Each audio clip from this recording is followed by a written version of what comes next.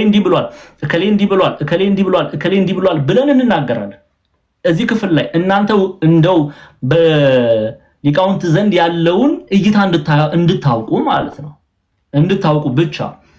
at the end of the day ግን የኢትዮጵያ ኦርቶዶክስ ተዋሕዶ ቤተክርስቲያን ሊቃውንት ምን ብለው ይሄንን ክፍል አስተማሩ?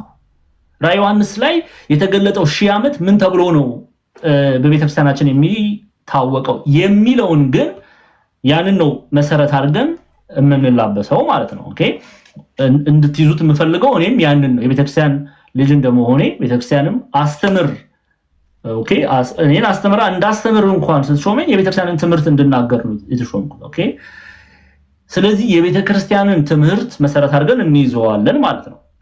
ቁጥር 3 ላይ አሁን ረቡዕ ዕለት እሱን ስንማር እገልጽላችኋለሁ እንደ ዕውቀት እንድትይዙ እንድታውቁት just general knowledge በተለያየ ግብፃውያን አባቶች ምን አሉ ሌሎችም የቤተክርስቲያን አባቶች ምን አሉ የሚሉትን ሐሳብ እንናገራለን። እንደ ትምህርት ግን ምን ይዘው የቤተክርስቲያናችንን ትምህርት ነው።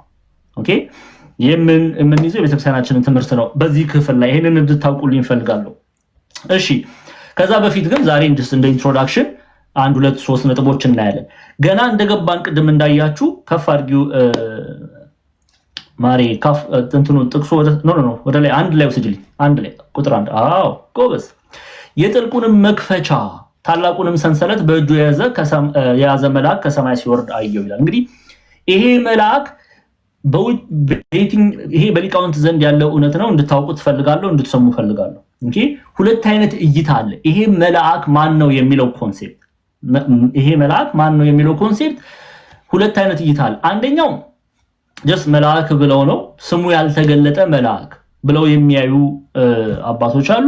ሌላኛው ግን ይሄንን ክፍል የሚሰጡት ለኢየሱስ ክርስቶስ ነው። መልአክ ማለት ሜሴንጀር ወይም የተላከ ኦኬ የተላከ እና እናንተን ለመራዳት ቅዱሳን መልአክ ይላካሉ። የተላከ መልአክ የሚለው ኮንሴፕት እንኳን ለክርስቶስ ሲነገር በእግዚአብሔር አብ ፈቃድ በራሱ ፈቃድ በእግዚአብሔር መንፈስ ቅዱስ ፈቃድ የሰውን ልጅ ለማዳን ተልኳል እንላለን። ግን እንዲህ ስንል ኢየሱስ ክርስቶስን ወይም ከአብ ወይም ከመንፈስ ቅዱስ እያሳነስ ነው አይደለም። ጥንቃቄ ያስፈልጋል አይደለም። ኦኬ ይሄንን እንድታውቁ ፈልጋለሁ። ግን ተላከ ስንል የአብን ፈቃድ ብቻ ለመፈጸም አይደለም የተላከ። የመንፈስ ቅዱስ ፈቃድ ብቻ ለመፈጸም አይደለም የተላከ። ወይም የራሱን ፈቃድ ብቻ ለመፈጸም አይደለም የተላከ። በፈቃድ አብ ወልድ መንፈስ ቅዱስ ስንት ናቸው ነው የምንለው በቤተክርስቲያናችን አስተምሮ? ስንት ናቸው? አንድ ናቸው አይደል? የአብ ፈቃድ የወልድና የመንፈስ ቅዱስ ፈቃድ ነው። የወልድ ፈቃድ የአብና የመንፈስ ቅዱስ ፈቃድ ነው። የመንፈስ ቅዱስ ፈቃድ የአብም ፈቃድ ነው። የአብም ፈቃድ ነው የወልድም ፈቃድ ነው። አንድ መቼም ወደዛ ወደኋላ አንመለስም። መቼም ብዙ በዚህ ጉዳይ ላይ ከዚህ በፊት ብዙ ተምረናል። ስለዚህ ለኢየሱስ ክርስቶስም የሚሰጡ ሊቃውንት አሉ። ሁለቱ እይታውን እንድትይዙ ስለምፈልግ ነው። በቃ ይሄ በራዕየ ዮሐንስ ምዕራፍ 20 መግቢያ ላይ መልአክ የተባለው ክርስቶስ ነው የሚሉ አሉ። መልአክ የተባለው just ስሙ ያልተጠቀሰ መልአክ ብለው የሚያስቀምጡ አሉ። በሁለቱም እይታ ያለውን ሂደት እንድታውቁ ስለምፈልግ ነው። ግን ለምሳሌ ግብፃውያንን ብታይ ግብፃውያን መተርጉማን ለኢየሱስ ክርስቶስ ብሎ ነው የሚተረጉመው። ለአብነት ያህል የቄስ ቴዎድሮስ ማላቲ በዚህ በሬቨሌሽን ፓትሪስቲክ ኮሜንታሪያቸው ላይ ከኔ ጋር ሁኑ ባካችሁ ማሪ እንዳይጠፋብሽ ፕሊስ አቴንሽን ስለሚሰርቅ ማለት ነው የኔ እህት። እሺ ሁሉ ጊዜ እንደዚህ አድርጊው በደንብ ስሙ። ለምሳሌ ላይክ ለአብነት ለማየት ግብፃውያን መተርጉማንን ብታዩ ላይክ ቄስ ቴዎድሮስ ማላቲ በዚህ በፓትሪስቲክ ኮሜንታሪ ያላቸው the book of revelation በዮሐንስ ራእይ ላይ የሰሩት ትርጉም ስራ አለና እዛ ክፍል ላይ ኢየሱስ ክርስቶስ ብለው ይሰጡታል። ለኢየሱስ ክርስቶስ ይሰጡታል እና ከሰማይ ሰማያት የወረደው በመስቀሉ የዕዳ ደብዳቤያችንን የደመሰሰው ኢየሱስ ክርስቶስ ነው፣ ሰይጣንን ያሰረው ኢየሱስ ክርስቶስ ነው የሚሉትን ነጥቦች ያነሱና ለኢየሱስ ክርስቶስ ይሰጣሉ። ሌላ ሊቁ አውገስቲንን ማንሳት እንችላለን። ሊቁ አውገስቲንም ይሄን ክፍል ለክርስቶስ ይሰጣዋል። ብቻ ግን ይሄንን ለክርስቶስ ብቻ ግን ኦኬ አባቶች እየመጡ ስለሆነ ነው። እሺ ለክርስቶስ ብቻም ደግሞ ለክርስቶስ የሚሰጡ እንዳሉ ሆኖ ደግሞ በቃ መልአክ የሚለውን ሐሳብ ስሙ ያልተጠቀሰ መልአክ የሚለውን ሐሳብም ደግሞ ይዞ የሚሄዱ አለ። ኦኬ ይሄንን ሐሳብ እንድትረዱት ፈልጋለሁ። ግን ምንድነው ይሄ መልአክ ያደረገው ምንድነው? የጥልቁንም መክፈቻ እዛው ላይ ማሪ አንዴ የጥልቁንም እዛው ይሁን እሺ እዛው ይሁን አልጨረስንም። የጥልቁንም መክፈቻና ታላቁንም ሰንሰለት በእጁ የያዘ መልአክ ከሰማይ ሲወርድ አየሁ ይላል። አሁን ይሄ ጥልቁ የተባለ ምንድነው? ይሄ ጥልቁ የተባለ ቦታ ምንድነው? በነገራችን ላይ መጽሐፍ ቅዱስ ላይ የጥልቁ መክፈቻ የሚለው በጣም ብዙ ቦታ ውስጥ ጥልቁ የሚለው ብዙ ቦታ ታነባላችሁ። ኢቭን በዚሁ በራዕየ ዮሐንስ መጽሐፍ ላይ ለምሳሌ አስረጅ ለምትይዙ ሰዎች ማስረጃ ለምትጽፉ ሰዎች የዮሐንስ ራዕይ ምዕራፍ 11 ቁጥር 7 ላይ ታገኙታላችሁ። ኦኬ አይተናል። በዛ ክፍል ላይ ጥልቁ የተባለ ምንድነው የሚለውን ኮንሴፕት አይተናል። ምን ማለት ነው የሚለውን ትርጉሙንም ነግራችኋለሁ። ኦኬ በግሪክና በዕብራይስጥ ይሄ ጥልቁ የሚለው ሐሳብ ምንድነው ምንን ይናገራል የሚለውን እናያለን ትርጉሙን። ሌላው ራዕየ ዮሐንስ ምዕራፍ 9 ቁጥር 1 ላይ አይተናል። ራዕየ ዮሐንስ ምዕራፍ 9ን በተማርንበት አውድ ላይ በደንብ አድርገን ነው የተማርነው። ራዕየ ዮሐንስ ምዕራፍ 20 ይሄው ዛሬ የምናየው ክፍል ላይ። ሌላው ደግሞ ራዕየ ዮሐንስ ምዕራፍ 20 በኋላ ላይ እዚሁ ክፍል ላይ የምንመለከት ይሆናል። አቲ ቁጥር 7 ላይ አንዴ እስቲ ቁጥር 7 ላይ ሂጂልኝ ማሪ ቁጥር 7 እና ሃይላይት ማድረግ ከቻልሽ ሃይላይት አድርጊው። ሃይላይት ራዕየ ዮሐንስ ምዕራፍ 11 ቁጥር 7 ክፈትልኝ አንዴ። ራዕየ ዮሐንስ ምዕራፍ 11 ቁጥር 7 11:7 በደንብ እየሰማችሁ 11:7 ራዕይ 11:7 ይሄው እሺ ምስክራቸውንም ከፈጸሙ በኋላ ከጥልቁ የሚወጣው አውሬ ይዋጋቸዋል፣ ያሸንፋቸዋል፣ ይገድላቸዋል ይላል። ኦኬ ይሄ እንግዲህ በአውዱ ላይ በደንብ በአውዱ ላይ ስለ ሄኖክና ኤልያስ በደንብ አብራርተን አይተናል። እዚህ ክፍል ላይ ከጥልቁ የሚወጣው አውሬ ምን ያደርጋቸዋል? ሄኖክና ኤልያስን ይጣላቸዋል። ኦኬ ይዋጋቸዋል፣ ያሸንፋቸዋል፣ ይገድላቸዋል ይላል። ያሸንፋቸዋል የሚለው እንዲያው ከነርሱ ጋር ያለው የእግዚአብሔር ኃይል ከእርሱ አንሶ አይደለም፣ ወይም የዲያብሎስ ከነሱ ጋር ካለው ከእግዚአብሔር ኃይል በልጦ አይደለም ያሸንፋቸዋል የተባለ ክርስቲያኖች። ይሄ ቃል የተጻፈው በእግዚአብሔር ፈቃድ እነሱ መሞት ስላለባቸው ሰው ናቸውና ወደ መቃብር መውረድ አፈር መቅመስ ስላለባቸው መሞት ስላለባቸው አሸነፋቸው ተብሎ ተጻፈ። ኦኬ ይገድላቸዋል ተብሎ ተጻፈ እንጂ የነርሱ ኃይል ከእርሱ አንሶ አይደለም። ከነርሱ ጋር ያለው እግዚአብሔር ይበልጣል። ይሄ አንድምታ ትርጓሜያችንንም ብታዩት የቤተክርስቲያናችን አንድምታ ትርጓሜም ሊቃውንቱ በደንብ አድርገው ነው የሚገልጹት። የሰይጣን ኃይል በልጦ አይደለም። ኤኒዌይስ ከጥልቁ የሚለው ቃል አሁን ጥልቁ የሚለውን ነው እያብራራን ያለ ነው። ከጥልቁ የሚወጣ የሚለው ራዕየ ዮሐንስ ምዕራፍ 11 ላይ ታገኛላችሁ። ራዕየ ዮሐንስ ምዕራፍ 9ንም ክፈትልኝ ጠላት። ራዕየ ዮሐንስ 9ንም ክፈትልኝ ቁጥር 1 ላይ ማለት ነው። ቁጥር 1 ላይ ታዩታላችሁ። ራዕየ ዮሐንስ ምዕራፍ 9 ቁጥር 1 ላይም ስትመጡ ተመልከቱ። ይሄው አምስተኛው መልአክ ነፋ፣ ከሰማይ ወደ ምድር ወድቆ የነበረ ኮከብ አየሁ፣ የጥልቁንም ጉድጓድ መክፈቻ ተሰጠው ይላል። አሁንም የጥልቁ የሚለውን ኮንሴፕት አለ። ራዕየ ዮሐንስ ምዕራፍ 20 ቁጥር 1 ላይም ጥልቁ የሚል ቃል እናገኛለን። ጥልቁ ግን የተባለው ምንድነው የሚለውን ነው አሁን እናንተ እንዲገባችሁ እንድትረዱ የምፈልገው። እንግዲህ በግሪክ ይሄ ቃል አቢስ የሚል ይሄ ግሪክ ፍቺው ጥልቁ የሚለው አቢስ ነው የሚለው። አንዳንድ ሊቃውንት ታርታረስ የሚለውን ቃልም ይጠቀማሉ።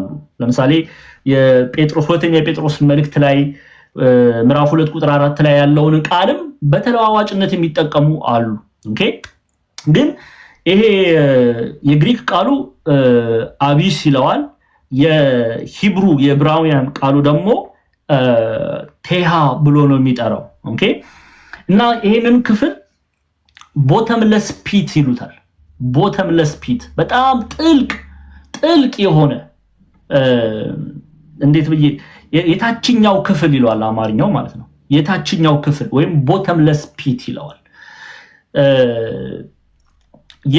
የታርታረስ የሚለው ቃል ደግሞ ሲኦል ብሎ ይተረጉመዋል። የግሪክ የሂብሩ ቴሃ ይለዋል፣ አቢስ ወይም ታርታረስ እያለ ሲኦልም ብለው ይጠሩታል አበው። እና የታችኛው ክፍል ቦተምለስ ፒት ጥልቅ ጉድጓድ ተብሎ ነው የሚጠራው ጨለማ የሆነበት ቦታ ማለት ነው እንግዲህ ይሄንን ክፍል ሲያብራሩ የሁለተኛ የጴጥሮስ መልእክት ምዕራፍ 2 ቁጥር 4 ላይ ይሄን ክፍል ያነሳሉ ጳላዲዬ ሁለተኛ የጴጥሮስ መልእክት ምዕራፍ 2 ቁጥር 4ን አንድ ጊዜ ክፈትልንና እናንብበው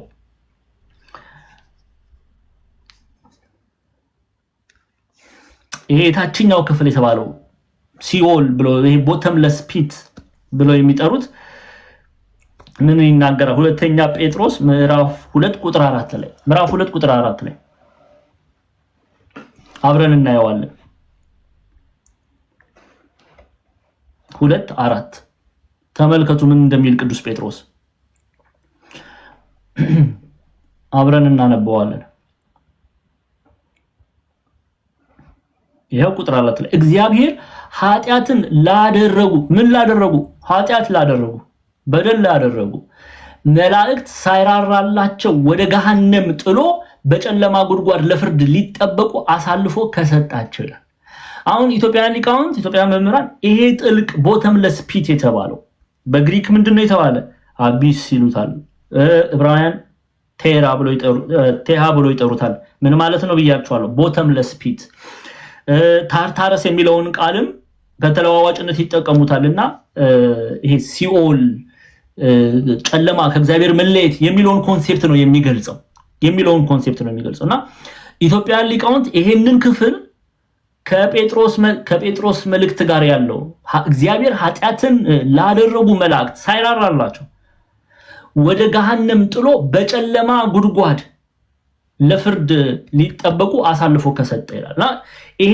ራዕይ ዮሐንስ መግቢያው ላይ ራዕይ ዮሐንስ ምዕራፍ 20 ቁጥር 1 ላይ ያለው መግቢያ ጥልቁ የተባለ ጨለማ የተባለ ገሃነም ብለው ይፈቱታል ገሃነመ እሳት ብለው ይፈቱታል ኦኬ ብዙ አባቶች ብዙ መምህራን ይሄንን ሐሳብ ይናገራሉ ገሃነመ እሳት ከእግዚአብሔር መለየት ከእግዚአብሔር የተለዩትን ለመግለጽ ጥልቁ ይላልና ይሄ የሚገርማችሁ ቦተምለስ ፒት ነው የሆነ ቦተምለስ ፒት የሆነ ማብቂያ የሌለው ጨለማ ጥልቀቱን ሲገልጹ ነው እንግዲህ ጥልቀቱን ሲገልጹ በጣም ጥልቅ የሆነ ጨለማ የሆነ አይሶሌት የሆነ ሰዎች በደለኞች እግዚአብሔር አምላክ መላእክትን የቀጣበት ቦታ ኦኬ ርኩሳን መላእክትን የቀጣበት ቦታ ያሰረበት ቦታ ቦተምለስ ፒት ጥልቁ እየተባለ ይጠራል ገሃነመ እሳት ብለው ኢትዮጵያ ሊቃውንት ደግሞ ይናገራሉና ራዕይ ዮሐንስ ምዕራፍ 20 ላይ ጳላዲዬ መልስልኝ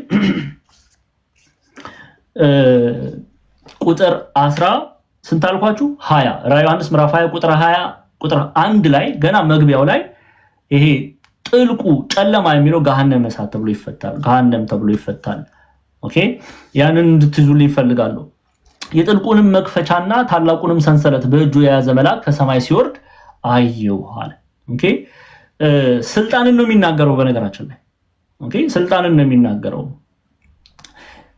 ወደ ጥልቁ ጌታችን መራችን ኢየሱስ ክርስቶስ ሰማያት ወርዶ በዮሐንስ ወንጌል ምዕራፍ 3 ቁጥር 16 እና 17 ላይ ምንድነው የሚለው በእርሱ የሚያምን ሁሉ የዘላለም ሕይወት እንዲኖረው እንጂ እንዳይጠፋ እግዚአብሔር አንድያ ልጁን እስኪልክ ድረስ ዓለሙን እንዲሁ ወዷልና አይደለም የሚለው ጌታችን መራችን ኢየሱስ ክርስቶስ እኔና እናንተ እንዳንጠፋ ከሰማያት ተወርዶ በቀራንዮ ላይ በከፈለው የቤዛነት ስራ በደንብ ስሙ የቤዛነት ስራ ዲያብሎስን ምን አድርጎታል ድል አድርጓል የዕዳ ደብዳቤያችንን ምን አድርጓል ደምስሶልናል የሚከሰንን ክፉ ዲያብሎስ ሰይጣን ድል አድርጎልናል ኦኬ ይሄንን ቅዱስ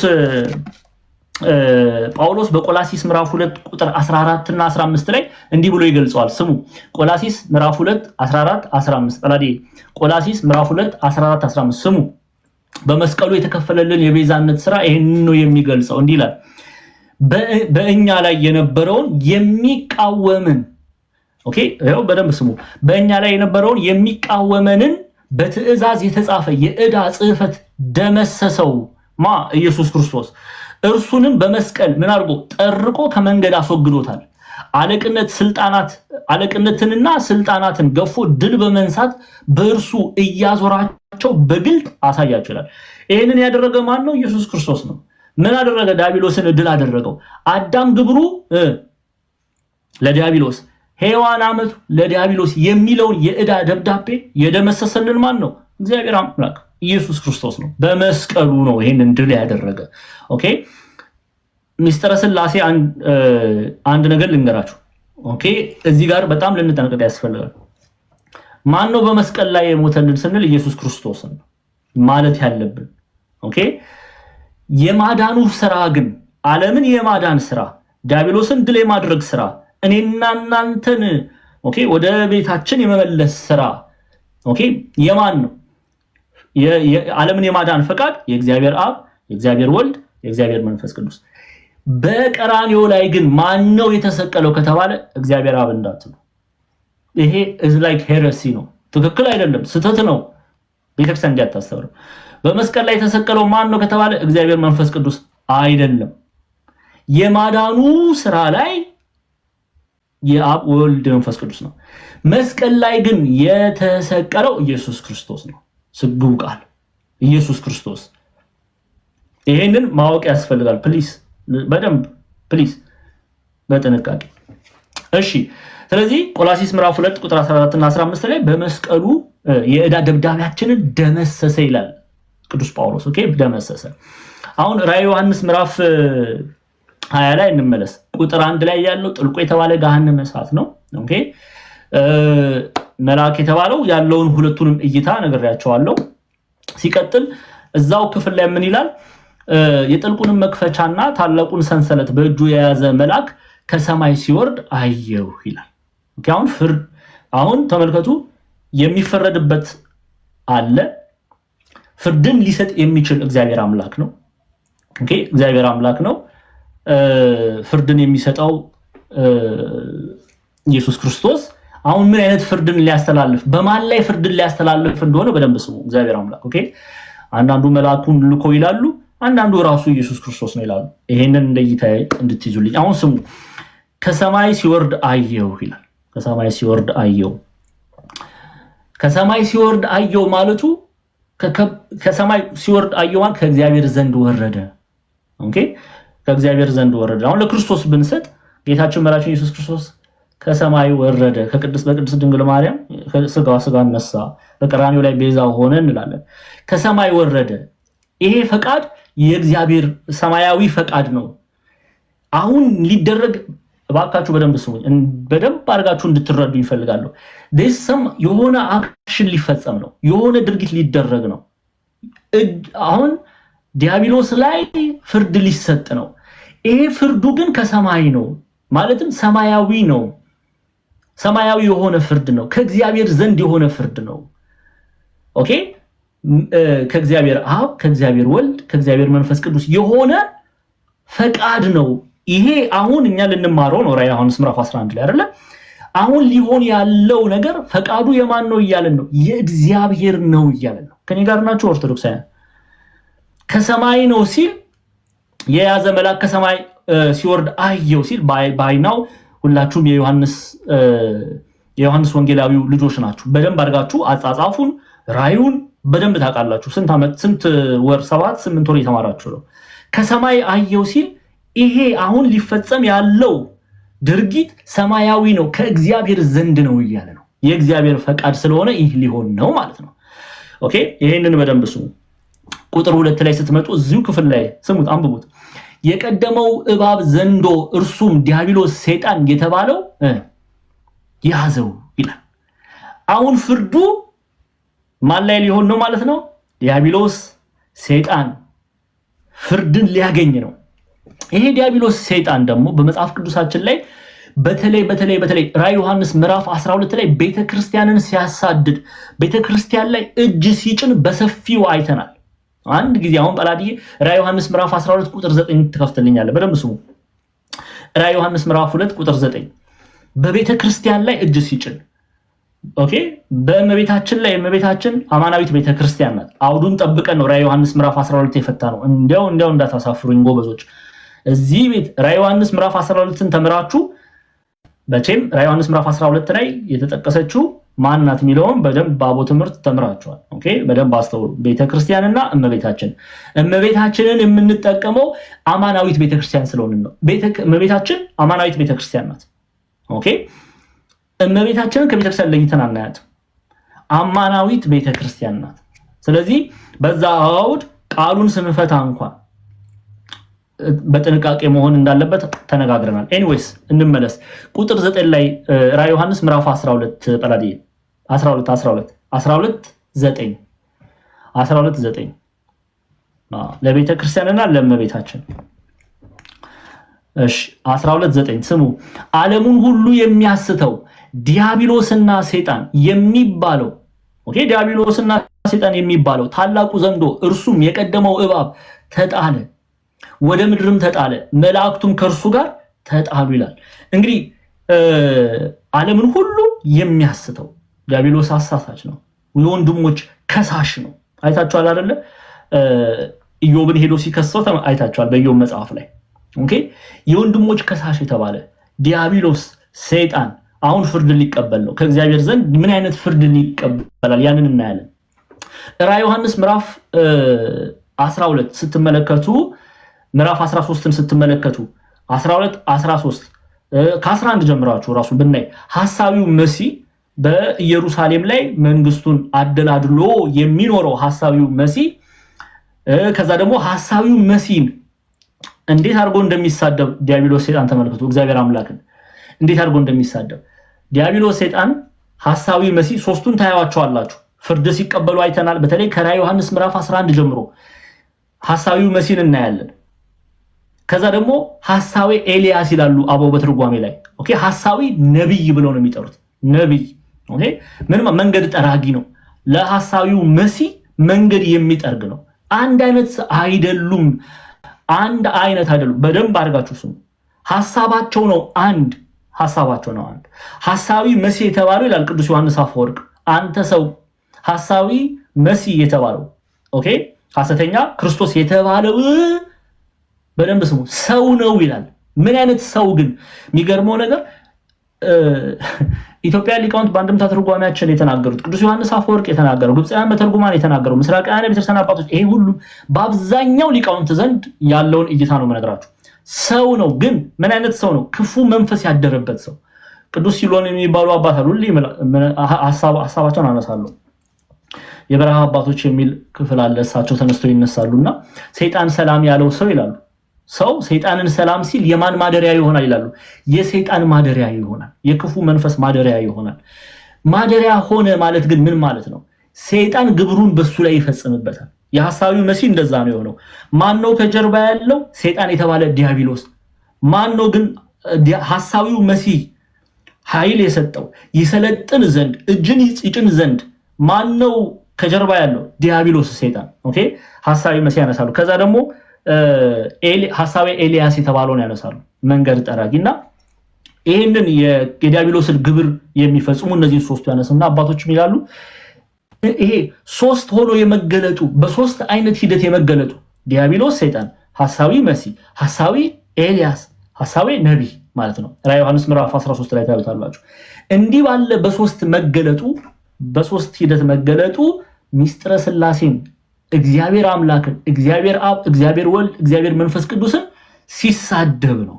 እንዲህ ባለ መልኩ መገለጡ ራሱ የሚገልጠው እንዲህ በሶስት ክፍል ተገልጦ ራዕየ ዮሐንስ ምዕራፍ 11 ጀምራችሁ ስትመለከቱ ስታዩ አሁን መጽሐፉን አንድም አውሬ እያለ ይገልጠዋል።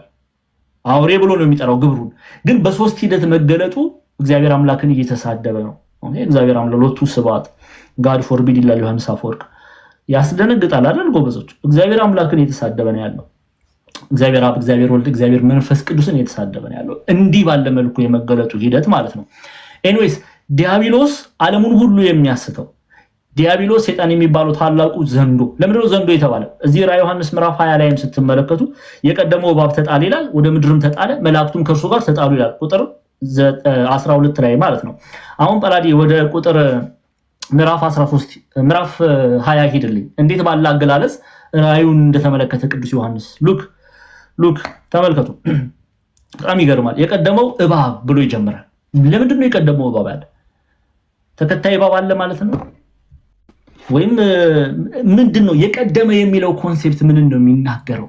የሰውን ልጅ ከፍጥረት ጀምሮ የሚያሳድድ አዳምና ሔዋንን ኦኬ አዳምና ሔዋንን ያሳተ ዲያብሎስ ዛሬ እኔና እናንተንም ኦኬ ለእግዚአብሔር አንገዛም ያሉትን ያሳድዳል።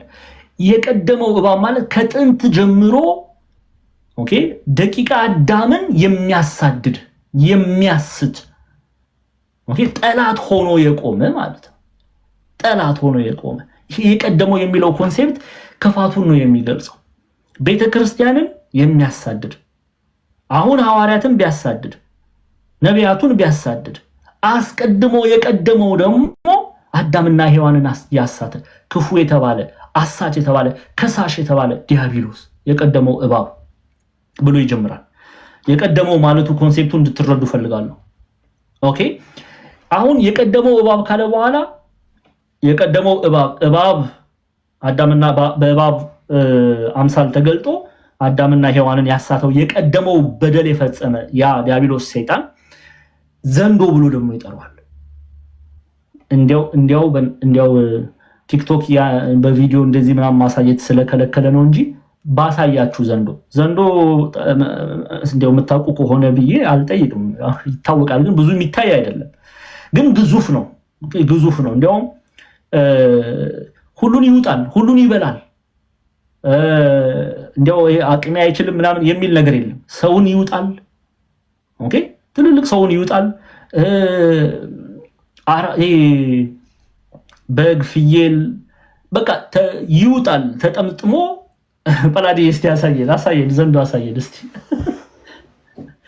ዘንዶ ካዘጋጀው አሳየን። አለ ማየት እንችላለን። የዘንዶ ምስል ነገር ባይን ይገባል ይሉ የለ ዘንዶ ማሳየት ከቻልክ አይዘጋም አይደል? ችግር የለም እንትን ይላል። ዘንዶ የሚለውን ኮንሴፕት እንድትረዱ ነው። ዘንዶ የሚለውን ኮንሴፕት ኤኒዌይስ ቶ ጳላዲ እኔ በኤክስፕሌን አደርጋለሁ። እናንተ ግን ከገባችሁ ተተረዳችሁ ተረድተናል በሉ። አሁን ዘንዶ ስትመለከቱ ህፃን አይል ትልቅ አይል ከሌኮ በቃ ይሄው ተመልከቱ። ቴንክ ዩ። አሁን ዘንዶ የተባለበትን ሐሳብ ተመልከቱ። ዲያብሎስ ሰይጣን ዘንዶ የተባለበት ምክንያት ዘንዶ ሁሉን ነው የሚውጠው። በግ ብትሉ ፍየል ብትሉ ሰው ብትሉ ይሄ ከአይምሮ በላይ ነው። እንዴት ይሄንን ሊወጥ ይችላል ብትሉ በቃ ሁሉንም ተጠምጥሞ ይውጣል እና ሃይበርኔት በቃ ያንን ከዋጠ በኋላ ራሱ ስሎሊ ዳይጀስት ያደርጋል ማለት ነው። ዳይጀስት ያደርጋል በቃ ብሏል ጳላዲ። ዛሬ ማታ አይተኙም። እሺ ሁሉን ይውጣል ዘንዶ። ኦኬ ዘንዶ የሚታወቀው በዚህ ግብሩ ነው። ዲያብሎስም ሰይጣን የተባለ ዲያብሎስ ሁሉን ይውጣል። ሴት አይልም፣ ወንድ አይልም፣ ትንሽ አይልም፣ ትልቅ አይልም። ልዩነት አለው እንዴ ክርስቲያኖች? እኛ ለእግዚአብሔር አንገዛም ካልን አይታችኋል። ትልልቅ የሚባሉ ይሄው ስንቱ ተውጦ የለ እንዴ? በዘንዶ ባጋንንት ተውጦ የለ እንዴ? ትልልቅ የሚባሉ ትልልቅ ስልጣን ላይ ያሉ ኦኬ መንግስታትን ሳይቀር ይውጣል፣ የራሱ ያደርጋል። እኛ ለእግዚአብሔር ካልተገዛን ለክርስቶስ እስካልተገዛን ድረስ ዲያብሎስ የተባለ ሰይጣን ዘንዶ ሁሉን እንደሚውጥ ዲያብሎስ የተባለ ሰይጣንም ደግሞ ይውጣል፣ የራሱ ያደርጋል፣ ይወስዳል። እንደሚያገሳ አንበሳ በመሃላችሁ ይዞራል አለ ያለው ቅዱስ ጴጥሮስ። ይዞራል። ኦኬ ለሱ የተገዙትን ይወስዳል ማለት ነው። ከሌኮ እንዲያው እሷ እኮ ሴት ናት፣ ስለዚህ እንዲያው ዝም ብዬ ልተዋት፣ እንዲያው ሴቱንም እንዲያው አዝንላቸዋለሁ፣ እውነት በጣም እኮ ነው የሚያሳዝኑኝ ሴቶች ምናምን ብሎ ሴቶቹን ስኪፕ አያደርግም። ከዛ ወንዶቹን ብቻ ወይም ህፃናቱን ብቻ አይደለም። ወይም ደግሞ እሷ እኮ ህፃን እኮ ነው እሱ እኮ 6 7 8 9 10 ዓመቱ ነው ብሎ አይተውም። እንዲያው ወንዶቹማ እንዲያው ሲታዩ ራሱ እንዴት እንዲያው ሲያስፈሩ ምናምን ብሎ አይተውም። ሁሉን ምን ይላል? ይወጣል። የሰማችሁ ነው። ሁሉን ይወጣል። ለዛ ነው ራዕይ ዮሐንስ ምዕራፍ 20 ቁጥር 2 ላይ በዘንዶ የተመሰለው። ይሄንን ክፍል ራዕይ ዮሐንስ ምዕራፍ 12 ላይም ባለው በተማርነው አውድ ላይ ግልጽ አድርጌ ነግራቸዋለሁ። ዘንዶ የተባለበት ምክንያት ሁሉን ስለሚውጥ ነው። ዲያብሎስ ሰይጣንም ሁሉን ለእርሱ የተመቸውን ሁሉን ይወስዳል፣ ያጠፋል። ሴት አይል፣ ወንድ አይል፣ ኢትዮጵያዊ አይል፣ አሜሪካዊ አይል፣ ከሌኮ ጃፓናዊ ነው አይል፣ ሁሉን ምን ይላል? ቅርጥፍጥፍ አድርጎ ይበላል። ለክርስቶስ ያልተገዙትን ቅርጥፍጥፍ አድርጎ ይበላል። ግልጽ ነው። ለዛ ነው የቀደመው እባብ የቀደመ የተባለ የቀደመ በደሉን አዳምና ሔዋንን ያሳተበት በደሉን እያነሳ ነው። ከጥንት ጀምሮ የሰውን ልጅ የሚያሳድደው ዲያብሎስ ኦኬ የቀደመው እባብ ዘንዶ እርሱም ዲያብሎስና ሰይጣን ኦኬ ዲያብሎስ ሰይጣን መባሉ ከሳሽ መሆኑን አሳዳጅ መሆኑን የሚገልጽ ነው የተባለው ያዘው ይላል። አሁን እሺ አሁን ምናየው ምንድነው ማለት ነው? የማንን ፍርድ ተመልክተናል? የሐሳዊ መሲህ ሚስት ፍርዷን አይተናል አይደለ? የሐሳዊ ሚስት ምንድናት? የሐሳዊ መሲህ መንግስት ኦኬ ኢትዮጵያ ሊቃውንት ይሄ ክፋትን የሚያደርጉ ሁሉ የሐሳዊው መሲህ ሚስት የክርስቶስ ኢየሱስ ሙሽራ እኔና እናንተ የክርስቶስ ኢየሱስ ሙሽር አማናዊ ሙሽሮች አማናዊ እስከሆነን ድረስ ሚስት ተብለን እንጠራለን። this is like መቼም ይሄንን ግራ የምትጋቡ አይመስለኝም፣ ግልጽ ነው፣ ተምረናል። ቤተክርስቲያን የክርስቶስ ሚስት ናት። ምንም ይሄ ከበረዶ የነፃ አማናዊ ትምህርት ነው። ሚስት ግን ስንል በባልና በሚስት ይሄ ምድራዊ የሆነው ኮንሴፕት ይሄንን ተውት፣ እንደዛ አይደለም። ባል ከሚስት ተለይቶ እንደማይኖር ሚስትም ከባል ተለይታ እንደማትኖር ኢየሱስ ክርስቶስ ኦኬ ኢየሱስ ክርስቶስ ፍጹም ከቤተክርስቲያን እንደማይለይ ቤተክርስቲያንም አማናዊቷ ቤተክርስቲያን ኦኬ አማናዊቷ ቤተክርስቲያንም ፍጹም ከክርስቶስ እንደማትለይ ለመግለጥ ነው ሚስት የሚለው ቃል የተገለጠው ኦኬ ይሄንን አበው በትርጓሜ በደንብ አድርገው ገልጠውልናል። ግራ እንዳትጋቡ ሚስት ሲባል ሁሉ ጊዜ ኢየሱስ ክርስቶስ ከቤተክርስቲያን ጋር ይኖራል። አማናዊቷ ቤተክርስቲያን ጋር ሁሉ ጊዜ አማናዊቷ ቤተክርስቲያን ከማን ጋር ነው የምትኖረው? ከክርስቶስ ጋር ነው የምትኖረው። ይሄንን ኮንሴፕት ለመግለጽ ነው አበው ሚስት ብለው የሚገልጹት። ስለዚህ ቤተክርስቲያን አማናዊት ሚስት እንደሆነች ሐሳዊው መሲህ ሚስት አለችው ኦኬ ሚስቱ ማናት? መንግስቱ ኦኬ እሱ እንዲሰለጥን የሱ ግብር የሱ ስራ የሱ ሐሳብ ለዓለም ይደርስ ዘንድ የሚረባረቡ ክፉ ሰዎችን የሐሳዊው መሲህ ሚስት ተብለው ይጠራሉ። አበው በትርጓሜያችን ቤተ አይሁድ ብለው ሐዋርያትን ያሳድዳሉና ቤተ አይሁድ አንዳንድ ሊቃውንት ሮማውያን በቃ የኃጢአት ከተሞች የሐሳዊው መሲህ ሚስት ብለው ይጠሯቸዋልና ይሄን ሐሳብ እንድትይዙ። ስለዚህ ባለፉት ምዕራፎች ስንማር የሐሳዊው መሲህ መንግስት ፍርድ ተመልክተናል። እግዚአብሔር አምላክ እንዴት አድርጎ የሐሳዊው መሲህ መንግስት ላይ እንደፈረደ ከዛ በኋላ በሐሳዊው መሲህና በሐሳዊው ነብይ በደንብ ስሙ። በሐሳዊው መሲህና በሐሳዊው ነብይ ላይ እግዚአብሔር አምላክ ያወረደውን ፍርድ አይተናል አይደለ? እግዚአብሔር አምላክ ያወረደው ፍርድ አሁን ደግሞ በማን ላይ? ሰይጣን በተባለ ዲያብሎስ ኦኬ እነሱን እንዲሰለጥኑ በሚያደርገው በዲያብሎስ ላይ ፍርድን ሲፈርድ እንመለከታለን። ምን አይነት ፍርድ ፈረደ የሚለውን እናያለን። ከዛ በፊት አሁንም በደንብ ሐሳቡን እንድትረዱ ጳላዲዬ አንድ ምዕራፍ ራዕይ ዮሐንስ ምዕራፍ 13 ክፈትልኝ ከቁጥር 1 ጀምሮ። ማነው ሐሳዊ ነብይ ማነው ሐሳዊ መሲህን ኃይል የሚሰጣቸው የሚለውን ኮንሴፕት እንመልከት። ተመልከቱ ራዕይ ዮሐንስ ምዕራፍ 13 ከቁጥር 1 ጀምሮ ያነባዋለሁ። ስሙ። በባህር አሸዋ ላይ ቆመ፣ አንድም አውሬ ከባህር ሲወጣ አየሁ ይላል። ኦኬ በባህር አሸዋ ላይ ቆመ፣ አንድም አውሬ ከባህር ሲወጣ አየሁ። 10 ቀንዶችም 7 ራሶችም ነበሩት፣ በቀንዶቹም ላይ 10 ዘውዶች፣ በራሶቹም ላይ የስድብ ስም ነበር ይላል። አውሬ የተባለው ሐሳዊ መሲሁ ነው። እዚህ ክፍል ላይ ቁጥር 1 ላይ ያለው ይሄን በደንብ እያንዳንዱ 10 ቀንድ 7 ራስ እነዚህ ተምረናል። አውሬ ለምን መሰለ? ግብሩ የአውሬ ስለሆነ ሁሉ ተምረናል። እነዚህን ሁሉ ተምረናል። ግን ቶሎ እንውረድ። ያው ስሙ ክርስቲያኖች ስሙ ባካችሁ። ያየሁትም አውሬ ነብር ይመስል ነበር፣ እግሮቹም እንደ ድብ እግሮች፣ አፉም እንደ አንበሳ አፍ ነበሩ። ዘንዶም ኃይሉንና ዙፋን ትልቅም ስልጣን ሰጠው። አንዴ ሃይላይት አድርግልኝ እሱ ላይ ጳላዲ ወንድም ያንተን ማዘዝ ይከብደኛል ግን እሺ ተመልከቱ።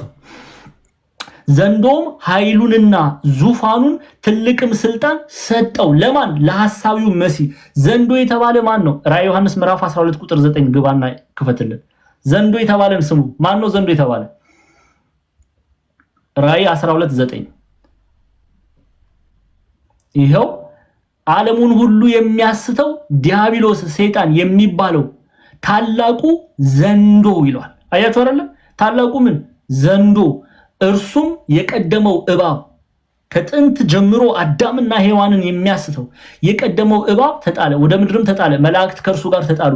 ይሄ ዘንዶ የተባለ ዲያብሎስ ለማን ኃይል ይሰጠዋል? ለሐሳዊ መሲህ ኃይል ይሰጠዋል። ምን ያደርግ ዘንድ? ቤተክርስቲያን ላይ እጅ ይጭን ዘንድ። ኦኬ፣ ቤተክርስቲያን ላይ እጅ ይጭን ዘንድ። የሚገርማችሁ ለሐሳዊው መሲህ ብቻ አይደለም፣ ለሐሳዊው ነብይ ጨምሮ። ጳላዲ ምዕራፍ 13ን ክፈተው፣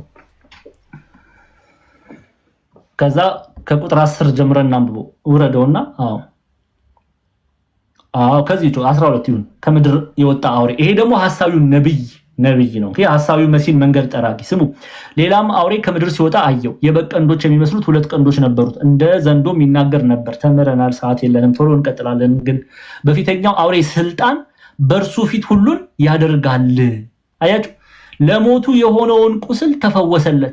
ለፊተኛው አውሬ ምድርና በእርሱ የሚኖሩት እንዲሰግዱለት ያደርጋል።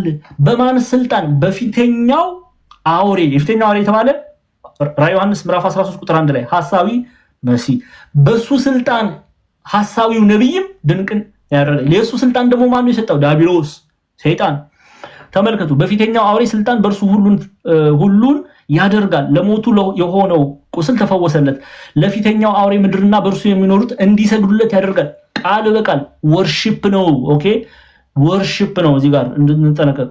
እንዲሰግዱለት ያደርጋል፣ እንዲያመልኩት ያደርጋል። ማንን ነው የሚያመልኩት? ሐሳዊው መሲህ። ምን ብለው ነው የሚያመልኩት? አማናዊ ክርስቶስ ነህ አንተ ክርስቶስ ነህ ብለው እንዲያመልኩት ያደርጋል እያለን ነው።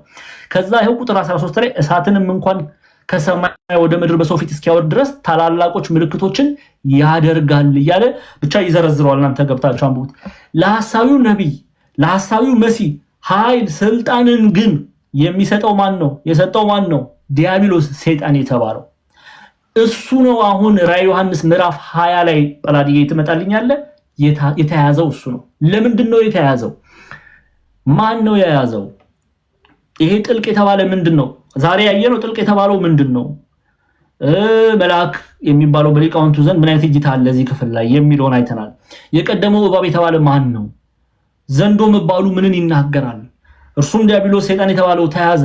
አሁን ተያዘ፣ ምን አይነት ፍርድ እንደሚፈረድለት ከቁጥር 3 ጀምሮ እናያለን። እዚህ ክፍል ላይ ነው ስለ ሺህ ዓመት የምናየው።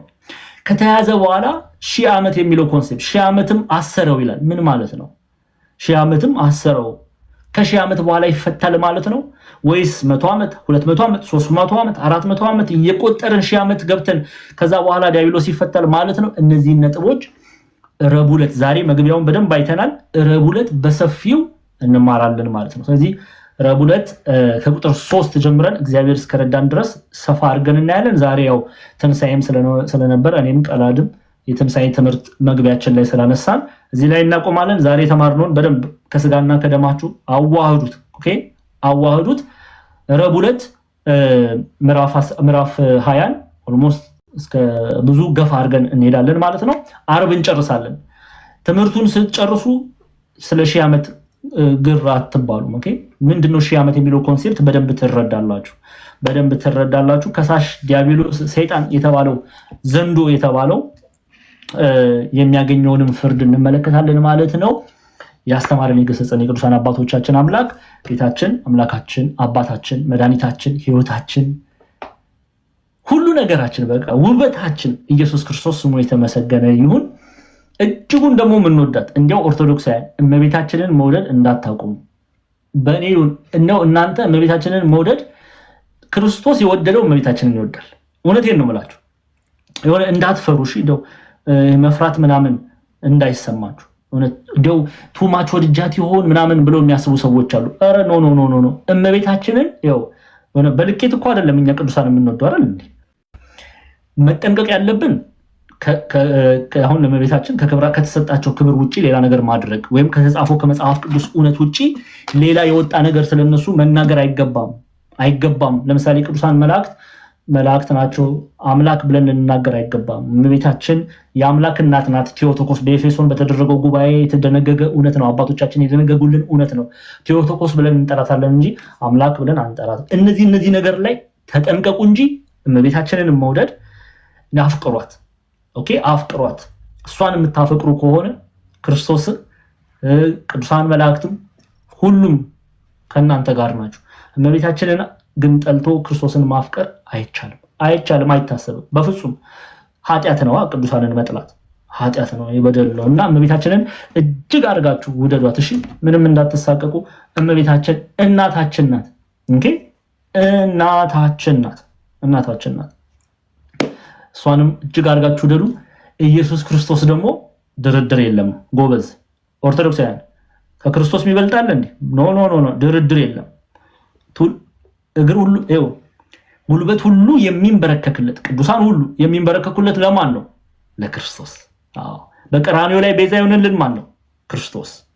ይሄንን ደግሞ እንዳትደራደሩ በክርስቶስ በፍጹም ማንም በክርስቶስ እንድትደራደሩ። ኢየሱስ ክርስቶስ አምላካችን ነው። ኦኬ ኢየሱስ ክርስቶስ ህይወታችን ነው። አሁን ቤተክርስቲያን ስለ እመቤታችን ስትናገር ወደ መንግስተ ሰማያት እየመራች ትወስደናለች ይላሉ አይደል? ትክክል እኮ ነው፣ እውነት እኮ ነው። ይሄ እኮ የእመቤታችን ውበት ነው። መንግስተ ሰማያት የተባለ ማን ነው? ክርስቶስ። ሰው እመቤታችንን ሲያይ ክርስቶስን ነው የሚያየው፣ ሌላ ነገር አያይም። ሰው ቅዱስ ሚካኤልን ሲያይ ክርስቶስን ነው የሚያየው። ሰው ሐዋርያው ጳውሎስን ሲያይ ክርስቶስን ነው የሚያየው። በትምህርታቸው፣ በምክራቸው፣ በፍቅራቸው፣ በህይወታቸው ወደ መንግስተ ሰማያት ይመሩናል ይላሉ አበው በትርጓሜ። ኦኬ ይሄ መንግስተ ሰማያት ማን ነው? ኢየሱስ ክርስቶስ። ውበታችን ማን ነው? እህቶች ውበታችን ኢየሱስ ክርስቶስ ነው እንጂ ሜካፕ አይደለም፣ ወይም ዶልቼ ጎባና አይደለም፣ ወይም የምንቀባባው የምንለብሰው አይደለም። ያ ውበት አይደለም። ውበታችን ኢየሱስ ክርስቶስ። የወንዶችም ውበታችን ማን ነው? ኢየሱስ ክርስቶስ። ይሄንን ልናውቅ ልንረዳ ያስፈልጋል። እጅግ አድርጋችሁ ውደዱት፣ እጅግ አድርጋችሁ አፍቅሩት። ሰማዕት ለመሆን ኦኬ ሴፍ አይደለም። እነ ድርጣድስ ሊቆጡ ይችላሉ፣ ሊያጓሩ ይችላሉ። ይቆጡ፣ ያጓሩ። እንደ ቅድስት አርሴማ እኔ የክርስቶስ ምንድነኝ? ሙሽራ ነኝ የሚል አንደበት ልንላበስ ያስፈልጋል። ኢየሱስ ክርስቶስን እጅግ አድርጋችሁ ውደዱ። ቅዱሳን ጻድቃን ሰማዕታትን አፍቅሯቸው፣ ውደዷቸው። እነሱን የምትወዱ እነሱን የምታፈቅሩ ከሆነ ቤታችሁ ይባረካል። በማያምነው ስሙ በጲጢፋራ ቤት የገባው ማን ነው? ዮሴፍ። በዮሴፍ ምክንያት ይላል መጽሐፍ የጲጢፋራ ቤት ተባረከ ይላል። እኛ ቅዱሳንን ስናስገባ ወደ ህይወታችን እመቤታችንን ብናስገባ በእመቤታችን ምክንያት ህይወታችን የማይባረክበት ምንም ምክንያት የለም። ቅዱሳን ሐዋርያትን ብናስገባ በእነርሱ ምክንያት እግዚአብሔር እነሱን ምክንያት አድርጎ የኔና የእናንተን ህይወት የማይባረክበት ምንም ምክንያት የለም። ስለዚህ አፍቅሯቸው። ቤተሰቦቻችን ናቸው። ምንም ማረጋል። ቤተሰብ አካሉ ማን ነው? ክርስቶስ። ሁላችን ምንድነን? ብልቶች። ኦኬ እንዋደድ፣ እንፋቀር ለማለት ነው። አስተምሮናል፣ ገስጾናል እግዚአብሔር አምላክ። እንቀጥላለን። አርብ 3 ሳምንት ብቻ ነው ማስቸገራችሁ ጎበዞች። 3